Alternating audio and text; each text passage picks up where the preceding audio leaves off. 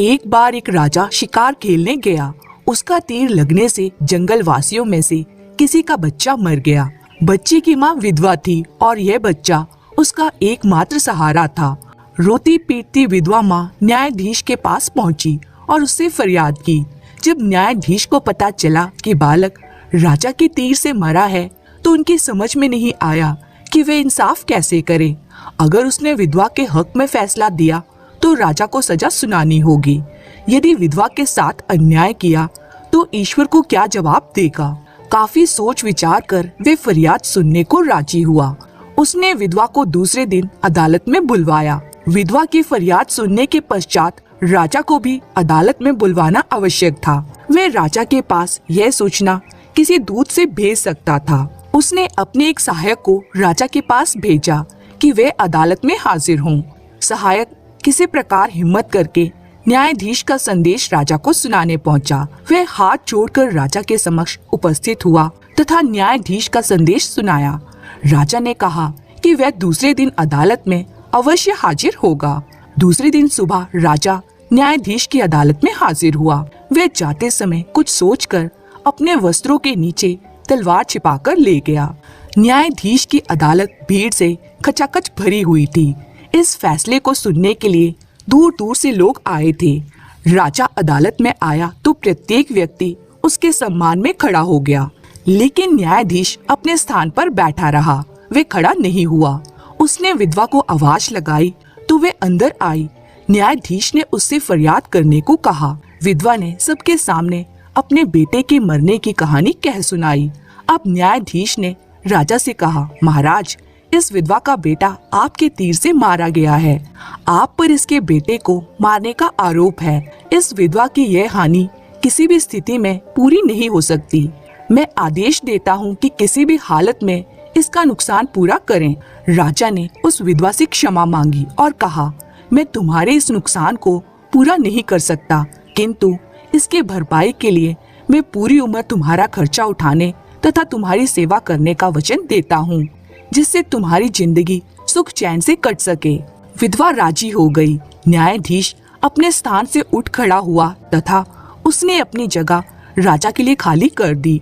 राजा बोला, न्यायाधीश जी, अगर आपने फैसला करने में मेरा सम्मान नहीं किया होता तो मैं तलवार से आपकी गर्दन काट देता। कहकर राजा ने अपने वस्त्रों में छिपी तलवार बाहर निकालकर सबको दिखाई। न्यायाधीश सिर झुकाकर बोला, महाराज, अगर आपने मेरा आदेश मानने में जरा भी टाल मटोल की होती तो मैं हंटर से आपकी खाल उधड़वा देता। इतना कहकर उसने भी अपने वस्त्रों के अंदर से एक चमड़े का हंटर निकालकर सामने रख दिया। राजा न्यायाधीश की बात से बड़ा प्रसन्न हुआ और उसने उसे अपनी बाहों में भर लिया। धन्यवाद। एक बार की बात है, राजा पृथ्वी बिस्तर पर लेटे हुए ही अपने सेवकों को पानी लाने का आदेश दे रहे थे। उसी समय राजा के कमरे के पास से कूड़ा साफ करने वाला सेवक गुजर रहा था। उसने जब देखा कि राजा को प्यास लगी है लेकिन उसके आसपास कोई सेवक नहीं है तो वो खुद ही राजा के लिए पानी ले गया। उस कूड़ा उठाने वाले सेवक को पानी लिए अपने कमरे में खड़ा देखकर राजा चौंक गए, लेकिन उन्हें प्यास बहुत लगी थी।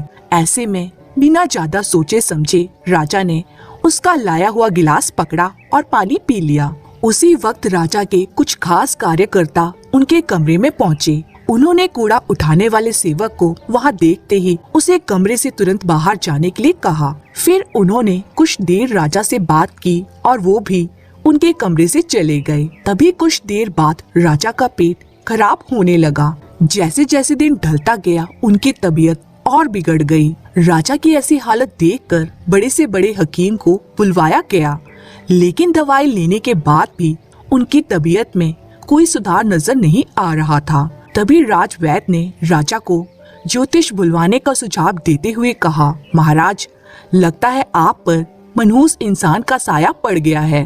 राजवैद्य की बात का मान रखते हुए राजा ने ज्योतिष को बुलवाने का आदेश दिया। तभी राजा के मन में हुआ कि किसी मनहूस की परछाई तो मुझ पर पड़ी नहीं, बस कूड़ा साफ करने वाले का लाया हुआ पानी मैंने पिया था। यह सोचते ही उन्होंने उस कूड़ा साफ करने वाले कर्मचारी को सजाए मौत सुना दी। राजा का आदेश मिलते ही सिपाहियों ने उस नौकर को जेल में डाल दिया। कुछ देर बाद राजा के इस आदेश के बारे में मंत्री को पता चला। वो तुरंत उस कर्मचारी के पास पहुँचे और कहा कि तुम चिंता मत करना, मैं किसी न किसी तरकीब से तुम्हें बचा ही लूंगा। इतना कहकर महामंत्री तुरंत राजा के पास पहुँच गया। मंत्री ने राजा से पूछा, आपको क्या हुआ है? आप कैसे इतना बीमार पड़ गए? जवाब में राजा बोले, एक मनहूस इंसान का साया मुझ पर पड़ गया और मैं बीमार हो गया। राजा का जवाब सुनते ही मंत्री उन्हीं के सामने हंसने लगा। यह देखकर राजा को बहुत बुरा लगा। उन्होंने कहा, मंत्री तुम मेरी बीमारी का मजाक उड़ा रहे हो। मंत्री ने कहा, नहीं नहीं महाराज, मुझे तो बस इतना कहना है कि अगर मैं आपके सामने उस कूड़ा उठाने वाले कर्मचारी से भी बड़ा मनहूस इंसान लाऊं तो क्या आप उस नौकर की सजा माफ कर दोगे? राजा ने कहा, उससे भी बड़ा मनहूस कोई हो सकता है क्या? चलो तुम किसी बड़े मनहूस को ले आते हो तो मैं उस व्यक्ति को आजाद कर दूंगा। तभी तपाक से मंत्री बोल पड़े कि महाराज, उससे बड़े मनहूस आप स्वयं ही हैं। उस मामूली नौकर ने तो बस आपकी प्यास बुझाने के लिए आपको पानी दिया, लेकिन आपको लग रहा है कि उसके कारण आपकी तबीयत खराब हो गई है। उस बेचारे नौकर की तो सोचिए जरा, वो तो आपको पानी पिलाने की वजह से जेल में पहुंच गया।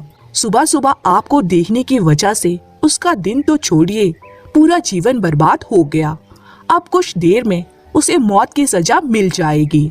अब आप ही बताइए, तबीयत खराब होना बड़ी मनुष्यत है या मौत की सजा मिलना? आगे मंत्री बोले, अब आप खुद को मौत की सजा मत देना, क्योंकि आप हम सभी के महाराज हैं और हमें जान से भी ज्यादा प्यारे हैं। मंत्री की ऐसी बुद्धिमत्ता वाली बातें सुनकर बीमार राजा जोर से हंस पड़े।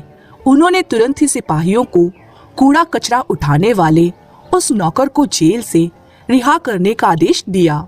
साथ ही साथ उसकी मौत की सजा भी माफ कर दी गई। तो दोस्तों, इस कहानी से हमें यह सीख मिलती है कि किसी की भी बातों पर आकर फैसला नहीं लेना चाहिए और अंधविश्वासी तो बिल्कुल भी नहीं होना चाहिए। धन्यवाद। एक बार एक राजा और उसके मंत्री में उसकी प्रजा के बारे में बात हो रही होती है। बातों ही बातों में राजा ने कहा कि मंत्री, तुम्हें पता है हमारी प्रजा बेहद ईमानदार है। इसका जवाब मंत्री ने ये कहते हुए दिया कि महाराज, किसी भी राज्य में लोग पूरी तरह से ईमानदार नहीं होते हैं, सारा जग ही बेईमान है। राजा को मंत्री की यह बात पसंद नहीं आई। उन्होंने पूछा, मंत्री तुम ये कैसी बात कर रहे हो? मंत्री ने उत्तर देते हुए कहा, मैं एकदम सत्य कह रहा हूँ। आप चाहो तो मैं अपनी बात अभी साबित कर सकता हूँ। इतना आत्मविश्वास देखकर राजा बोले, ठीक है, जाओ तुम अपनी बात को सच साबित करके दिखाओ। राजा से इजाजत मिलते ही मंत्री पूरी प्रजा की बेईमानी बाहर लाने के लिए तरकीब सोचने लगा। उसके मन में हुआ कि लोग खुलकर बेईमानी नहीं करते हैं, इसलिए कुछ अलग करना होगा।